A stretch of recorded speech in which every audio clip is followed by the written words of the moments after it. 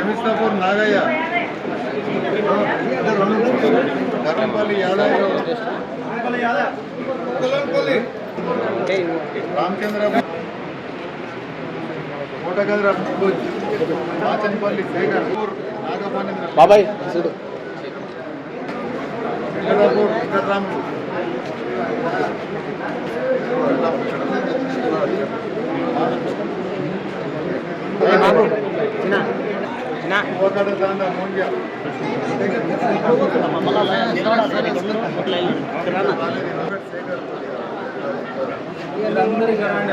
Congress party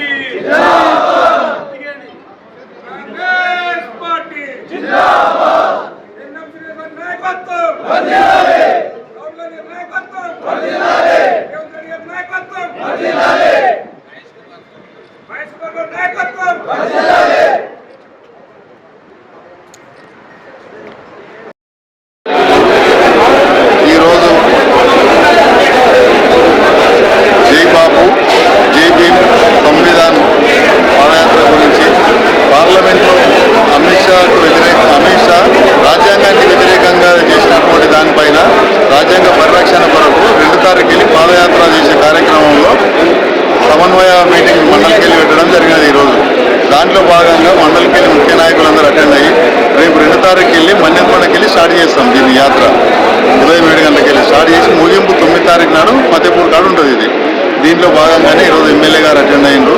అందరికీ ఒక దిశానిర్దేశం చేసి రాజ్యాంగం గురించి ప్రతి పల్లెకు కరపత్రాలు పంచుకుంటూ కాంగ్రెస్ ప్రభుత్వం గతంలో ఏం చేసింది, జరగబోయే దినాల్లో ఏం చేస్తారని తెలియజేయడానికే పాదయాత్ర ద్వారా తెలియజేయడానికి మేమందరం పూనుకున్నాము. ముఖ్యంగా ఇంకోటి, గత 10 రోజులకెళ్ళి నూతన అధ్యక్షులను కూడా ఎన్నుకోవడం జరిగింది. మేము గ్రామంలో మామనార్ మండల్లో 23 గ్రామ పంచాయతీలకి నూతన అధ్యక్షులు ఎన్నుకున్నాము. అది నిన్ననే ముగిసింది.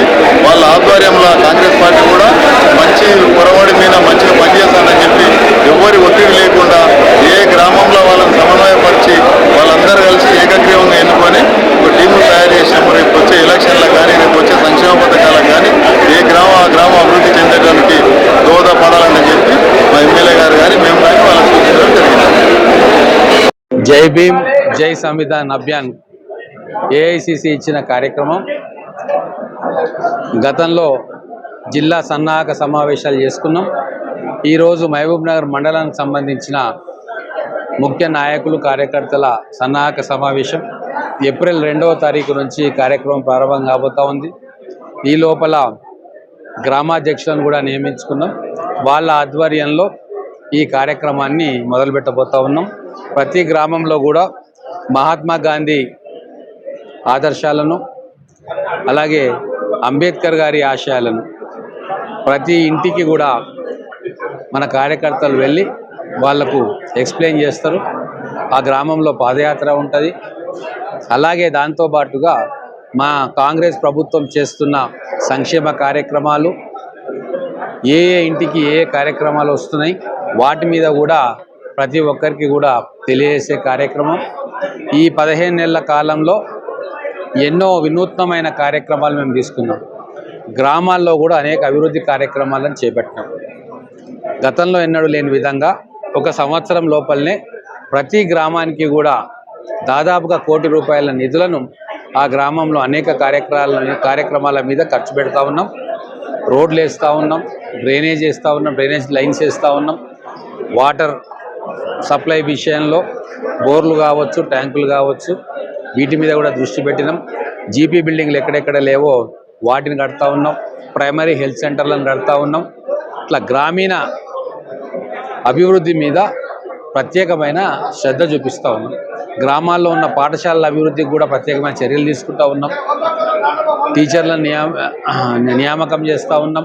కొత్తగా రెవెన్యూ వ్యవస్థలోని ఇంతకుముందు అసిస్టెంట్లుగా ఉన్న వాళ్ళని కూడా మళ్ళీ తిరిగి గ్రామాలకు పంపదలుచుకున్నాం. ఇట్లా ప్రతినిత్యం ప్రభుత్వాధికారులు ప్రజలతోటి సంబంధాలు పెట్టుకొని వాళ్ళ సమస్యలను అక్కడికక్కడే సాల్వ్ చేసే కార్యక్రమం. వీటన్నిటికీ మించి రైతు రుణమాఫీ చేసినాం, రైతు భరోసా చేసినాం. ఇందిరమ్మ ఆత్మీయ భరోసాను పూర్తి చేసుకున్నాం. ఇందిరమ్మ ఇండ్లను కూడా మొదలుపెట్టుకున్నాం. మేము 6 గ్యారంటీలు ఏదైతే ఇచ్చినామో వాటిని అన్నిటినీ కూడా ఒక్కొక్కటిగా తీర్చే ప్రయత్నం మేము చేస్తూ ఉన్నాం. ఇంకా దాదాపుగా 4 సంవత్సరాలు అంటే 3.5 సంవత్సరాలు ఉంది మాకు. చేసిన ప్రతి వాగ్దానాన్ని కూడా నెరవేర్చే పనిలో మా ప్రభుత్వం కానీ మా ముఖ్యమంత్రి గారు కానీ ఉన్నారు. అధికారులందరూ కూడా ఆదేశాలు ఇవ్వడం జరిగింది. 1కి 2 సార్లు లబ్ధిదారుల ఎంపికలో మీరు క్రియాశీలక పాత్ర పోషించాలి. ఎవరిని పడితే వాళ్ళని తీసుకొచ్చి లబ్ధిదారులుగా పెట్టకూడదు. నిజమైన పేదలకు మాత్రమే సంక్షేమ పథకాలు అందాలన్న లక్ష్యంతో కార్యక్రమం చేస్తూ ఉన్నాం. వీటన్నిటినీ కూడా మా ఈ కార్యక్రమం ద్వారా, ఈ పాదయాత్ర ద్వారా ప్రతి గ్రామంలో ప్రతి ఇంటికి కూడా మా కార్యకర్తలు చేరవేస్తారు. చలో.